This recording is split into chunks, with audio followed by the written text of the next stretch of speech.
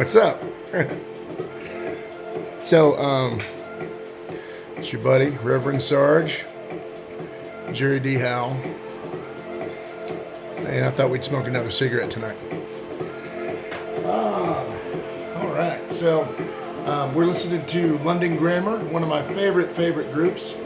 My mommy was a singer, and so I have a special affinity for the female voice, especially when it's that good, right?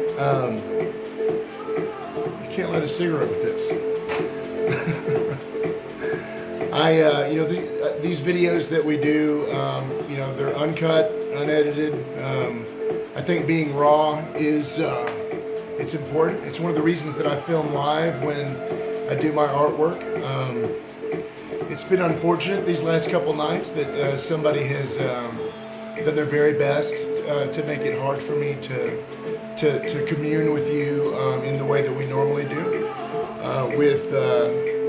with art and joy and happiness. But that's okay. So I wanted to take a minute on the YouTube channel and visit with you like we did last night. And tonight I want to talk about acceptance, right? And so one of the things that was challenging for me, maybe this is a little bit loud, hold on. I could listen to London Grammar all day and all night. My favorite song is Hey Now. They also did a version of INXS's Devil Inside, which is totally wicked.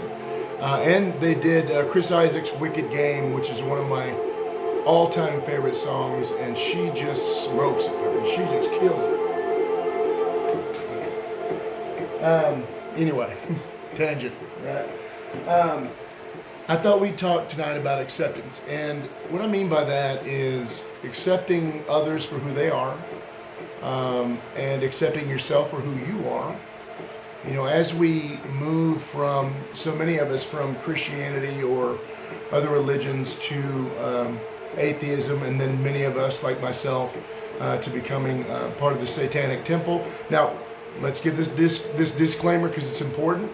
I am a reverend, I am a Satanist, but I do not represent the Satanic Temple at this time. It's something I will be striving for when it rolls out. It's not there yet, and hopefully I'll be able to pass the vetting process and pass all the required courses, but it hasn't come out yet. So not only myself, but really nobody should be claiming to be a minister of the Satanic Temple, right? So I am a Satanist reverend, right? And so that's where I am. What that means is that I'm happy to kind of divulge, information about myself, maybe offer some advisement if it makes any kind of sense. And then if you're part of the LGBT community or any other community, or if you're just a Satanist that wants to have a satanic wedding, you can contact me and I'll be happy to render those services to you. But what I am is a servant. I am not a leader, right? I like to imagine that I help folks, and that's really what I do. In my opinion, the idea of the good shepherd and shit like that, that's all Christian stuff. I'm not a leader, I'm a servant. So if you have a need where I can serve it, I will serve you. If you want a painting, I will serve you. If you want to have some advice about some things, or you want to talk about, some things that I may have experience in, I will serve you. If I find that I don't have experience in them and there's someone else, a lot of times you'll notice that if you are a female and you've contacted me, I think that it's more appropriate for you to deal with another satanic female, not because of any other reason than I don't want motives to ever become an issue. I don't want, I like to stay above board with my business, with everything that I do, especially within the satanic community, because I think it's especially important, just like the disclaimer about the Satanic Temple, it's especially important to make sure that our sect is putting its best foot forward, right? And if it were to come out for some reason that I don't fit the modality of the Satanic Temple as far as what they're looking for, that's completely fine. I would rather that the Satanic Temple be protected than me be labeled as, anything to think I'm important. I'm not important, and nothing about me is special. I just enjoy spreading joy, love, and happiness to the world. And I enjoy being able to help folks. And the position of reverend was something that I stepped into to help a friend get married, and then I kind of stuck with it, and I started noticing that I enjoyed it. And so what I enjoy about it is being able to help other people. I can get long-winded, so I apologize. You can see why I would want to be a minister. I talk too much. I actually was going to be a minister within the Christian church a long time ago. I haven't even started my cigarette. And that's what I was striving for, but then as I dug deeper and started actually reading the text and reading about its history and all the real contradictions, all the very serious issues held within it. And then I made the biggest mistake ever. I listened to Christopher Hitchens in a debate as he just mauled people, right? And I mean, this guy literally just, watching Christopher Hitchens debate it's breathtaking. I mean, that man was amazing. And it literally changed everything. And what's funny is when I listened to Seth Andrews' podcast, another one of my favorites, he used to be a Christian radio host. He talks about Hitchens as well, or Hitch. And this guy was so amazing in debate that they had a term for when he blasts you called a hitch slap, which is awesome, right?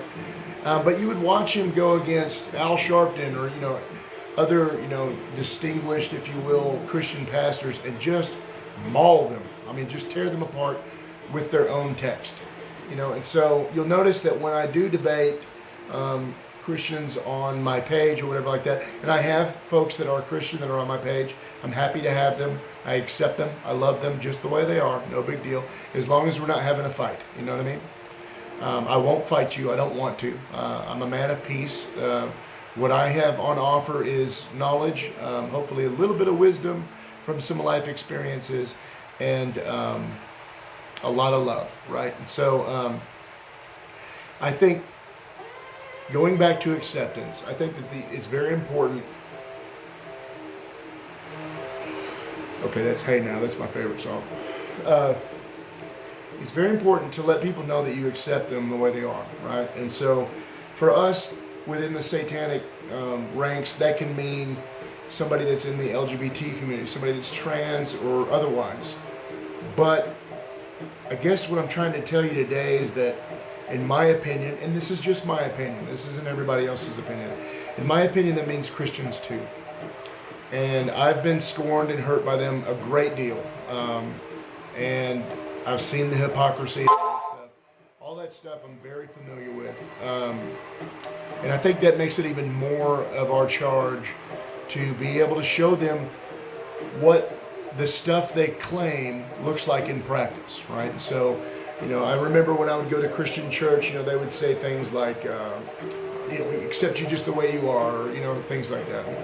It's never true, right? But I'd never seen it put in practice until I became a part of the Satanic Temple. And when I met other Satanists and I noticed how completely different from what I thought they would be they were, I immediately fell in love with this group of people.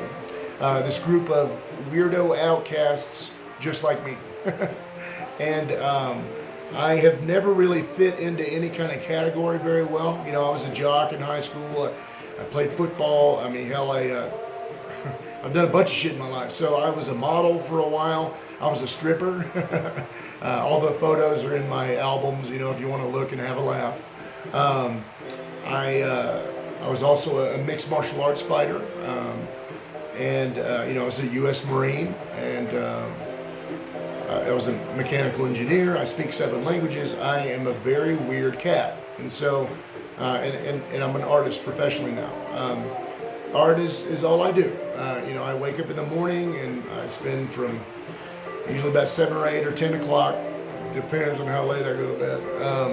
I spend the entire day working on pieces or going to get supplies, or this is my life. This is what I do. It's not boring to me. It's what I've always wanted to do. That said, when people ask me about being a professional artist, I don't know any other way than the breakneck pace that I put into it. You'll notice that oftentimes I'll complete a painting in a day. Please know, it took me every bit of at least 8 hours, usually about 15 hours to complete. And so while most people are going to the movies or going on dates or doing, I am painting, I'm working. And so I work more now than I've ever worked in my life. I put in easily 15-hour days, usually more. And I go to bed, I eat, and then I paint. And that's my whole life. It's not boring to me, but I think it would be boring to anybody trying to be around me, you know. All of that is just a big tangent to bring us all the way back to acceptance. And so when we, I'm thinking how to put this, when we are dealing with the vitriol and the rudeness, I've had family that, was very angry with me and shut me out. I'm not able to see my kids anymore. And some of that is because of my satanic position. Some of it's because of mistakes I made in my life too. I have always kind of been a solitary guy. And it's not that I'm playing hard to get. I just, I don't know, this is just who I am. I'm a little socially awkward. I'm not comfortable in front of the camera. And so what's funny is when I do videos, I've actually had people accuse me of being an attention whore. And I'm actually pushing myself to overcome a fear. And so I do have a fear of being in front of people, especially when I paint, because you make mistakes and you do things wrong. Well, take that painting that's being done live, right? And so you imagine that you make a bad stroke, you do something wrong, and everyone sees it. I found an honesty within the satanic sect, right, that I'd never experienced before. One where I could say my flaws openly, that I struggle with depression, that I've struggled with suicidal thoughts and all this other stuff, and be accepted as opposed to looked down on. That's not the case within the Christian church. I've also found that all of the love, all of the kindness, all the things that they claim to carry, they don't, but we do, right? So that really gives us the moral high ground. So there's no reason to not accept them as who they are. Maybe they're in a different spot. Maybe they need the idea of a heaven and a hell and these things for them to live their lives right. And that's where they're at. I don't get to judge that. At the same time, if they're a good person, if they have their kindness in order, if they treat people with respect and with love, there's no reason I can't be a part of their life. There's no reason I can't love them as well. And so when we are accepting each other, which we do easily and I think readily, we also have to do the hard work, the work that they refuse to do, right? When you are being shunned by your family or being shunned by a Christian group or whatever, just think to yourself, remember that what we do is a little bit of a higher calling. It's different, right? So you are an enlightened one. You are a knowledgeable person. You're somebody that has looked at these different religions and said, man, I'm not buying it, right? I need to have something that's concrete with people that are honest and real. You found it here, as I did, and I want you to take that and empower yourself with it to be able to be accepting of others that don't feel the same way. That's the hard work, right? It's easy to love other Satanists because we love each other, we're kind to each other. It's hard sometimes to love even the Christians that are attacking you. I've never been sure why it is that they seem to feel that if they are not allowed to be oppressing others, that they're being persecuted. It's bizarre. They maintain the lion's share of the religious populace in the United States. They're one of the reasons we exist is because they're putting 10 Commandments outside of state capitals and outside of courthouses where it does not belong. The 10 Commandments is only a portion of the commandments in the Bible. I think Christians are surprised to find out that I can quote that Bible verbatim, damn near. And the reason for that is not because I'm smarter than or anything stupid like that. Honestly, when I was stepping away from my faith, I was afraid of going to hell. I was desperately afraid of going to hell, and so I poured over the text, trying to grip something that would give me a foothold on my Christianity, because I felt it slipping, and I was deeply concerned that I was going to find myself in hell for eternity. Once I realized that there is no eternity, that there is nothing beyond this, all of a sudden my life became precious. The aspects of my life that I had maybe taken for granted or just not even paid attention to, those things all of a sudden became very vivid and very real to me. The idea of suicide slipped away from me pretty quickly, because all of a sudden this was all I had. You know, what's funny is the idea of suicide was shunned out of the Christian church, not originally, not in the Ten Commandments. It's nowhere even in the Bible. It was done by St. Augustine. And the reason for that was because at the time that he was alive, suicide was not a sin, right? And so people that were living destitute lives, that were poor, or just they had all this trouble, they're hearing these messages about how, these pipe dream messages like they do now, about how it was so much better in heaven. And so they're thinking to themselves, why am I going to continue to be here when I could just die and go to heaven, and be in a better place?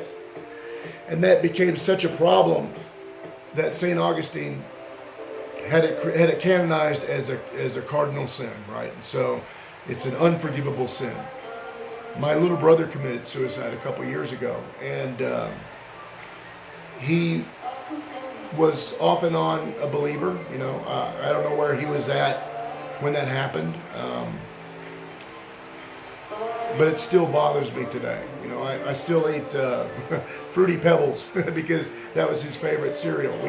We used to eat it together when he lived with me, and growing up, he was my best buddy. Sorry. He was a beautiful human being, and losing him was very hard on me. I remember I got the call at about 4 a.m. From my buddy Gary. He was like, "Hey man, Micah committed suicide. I'm here cleaning up the house. They've taken him to the hospital, but they're pretty sure he's not going to make it." And I was on my way to work. And I just remember I sat in the parking lot, and I couldn't move, I was fully an atheist at the time. And so in my head, I was trying to gather the idea that my brother was just gone, Fast forward a couple years to a few months ago, when it was looking pretty clear like I maybe had the COVID virus, when I was worried that I was going to die. I was in very bad shape. I couldn't get out of bed. I was in terrible shape. Some of you that have been around for a while remember that time.